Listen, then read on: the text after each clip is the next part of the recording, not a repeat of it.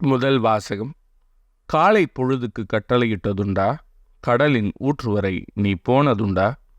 யோபு நூலிலிருந்து வாசகம். அதிகாரம் 38 இறைவசனங்கள் 1 மற்றும் 12 முதல் 21 முடிய, மற்றும் அதிகாரம் 40 இறைவசனங்கள் 3 முதல் 4 முடிய.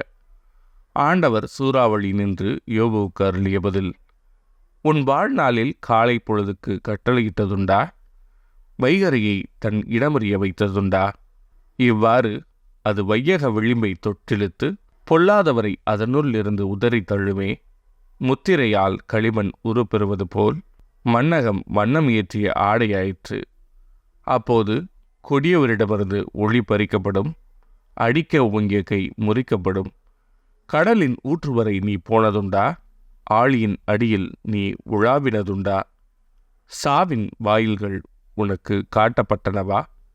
இருள் உலகின் கதவுகளை கண்டதுண்டா நீ?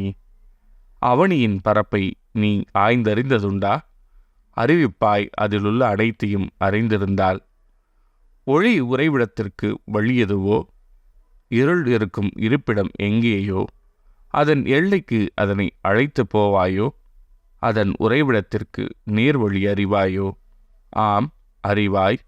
அன்றே நீ பிறந்தவனன்றோ? ஆமாம், ஆண்டுகளும் உனக்கு அதிகமென்றோ? யோபு ஆண்டவருக்கு கூறிய மறுமொழி. இதோ எழியேன் யான், இயம்புவதற்குண்டோ? என் வாயை கையால் பொத்திக்கொள்வேன். ஒரு முறை பேசினேன், மறுமொழி உரையேன். மீண்டும் பேசினேன், இனி பேசவே மாட்டேன். இது ஆண்டவரின் அருள்வாக்கு. இறைவா, உமக்கு நன்றி. பதிலுரை பாடல். இறைவா, என்றும் உள்ள வழியில் என்னை நடத்துவீர். ஆண்டவரே, நீர் என்னை ஆய்ந்தறிந்திருக்கின்றீர். நான் அமர்வதையும் எழுவதையும் நீர் அறிந்திருக்கின்றீர். என் நினைவுகளையெல்லாம் தொலையிலிருந்தே உயிர்த்துணர்கின்றீர். நான் நடப்பதையும் படுப்பதையும் நீர் அறிந்துள்ளீர். என் வழிகள் எல்லாம் உமக்கு தெரிந்தவையே. இறைவா, என்றும் உள்ள வழியில் என்னை நடத்துவீர். உமது ஆற்றலை விட்டு நான் எங்கே செல்லக்கூடும்? உமது திருமுன் நின்று நான் எங்கே தப்பியோட முடியும்? நான் வானத்திற்கு ஏறிச் சென்றாலும் நீர் அங்கே இருக்கின்றீர். பாதாளத்தில் படுக்கை அமைத்து கொண்டாலும் நீர் அங்கேயும் இருக்கின்றீர். இறைவா, என்றும் உள்ள வழியில் என்னை நடத்துவீர். நான் கதிரவனின் இடத்திற்கும் பறந்து சென்றாலும், மேற்கே கடலுக்கு அப்பால் வாழ்ந்தாலும், அங்கேயும் உமது கை என்னை நடத்தி செல்லும்.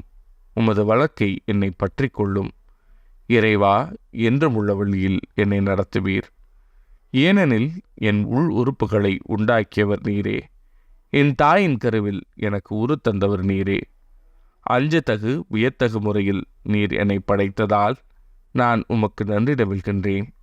உன் செயல்கள் வியக்கத்தக்கவை என்பதை என் மனம் முற்றிலும் அறியும். இறைவா, என்றும் உள்ள வழியில் என்னை நடத்துவீர். நற்செய்தி வாசகம். என்னை புறக்கணிப்பவர் என்னை அனுப்பினவரையே புறக்கணிக்கிறார். லூக்கா எழுதிய தூய நற்செய்தியிலிருந்து வாசகம். அதிகாரம் 10 இறைவசனங்கள் 13 முதல் 16 முடிய. அக்காலத்தில் இயேசு கூறியது. கொராசின் நகரே, ஐயோ உனக்கு கேடு! பெத்சாய்தா நகரே, ஐயோ உனக்கு கேடு!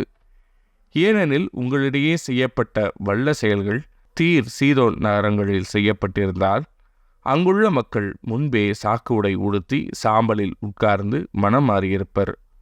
எனினும் தீர்ப்பு நாளில் தீருக்கும் சீதோனுக்கும் கிடைக்கும் தண்டனையை விட உங்களுக்கு கிடைக்கும் தண்டனை கடினமாகவே இருக்கும்.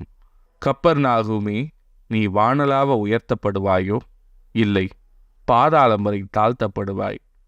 உங்களுக்கு செவிசாய்ப்பவர் எனக்கு செவிசாய்க்கிறார். உங்களை புறக்கணிப்பவர் என்னை புறக்கணிக்கிறார்.